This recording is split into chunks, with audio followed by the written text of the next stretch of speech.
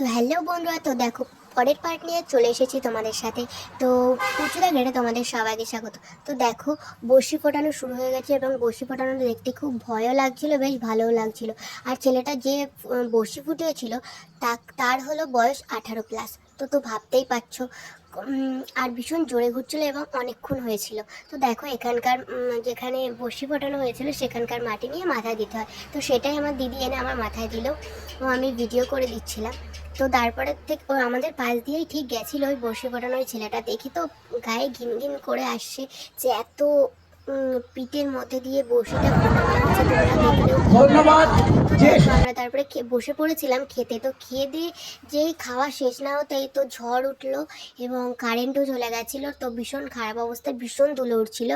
তো সেই জন্য আমরা বাড়ির দিকে রওনা দিলাম, কেননা বৃষ্টি আসলে বাড়ি যেতে পারবো না, বাড়িটাও অনেক দূরে। তো ভিডিওগুলো যদি ভালো লেগে থাকে তোমাদের অবশ্যই একটু সাপোর্ট করবে, একটু পাশে থাকবে। তো তোমরাও পাশে পাবে বন্ধুরা। তো দেখো তারপর আমরা হাঁটতে হাঁটতে চলে আসলাম। কত লোক বাড়ি চলে আসছে। পুরো শো, পুরো অনুষ্ঠানটাই আমাদের দেখা হলো না, যে জন্য গেছিলাম আর কি। তো বসে পড়ানোটা দেখেছিলাম, তারপরে একটু আনন্দ করতে করতে ঝড় উঠেছে, আবার হাওয়াটা খুব সুন্দর লাগছিল আর গায়ে লাগছিল।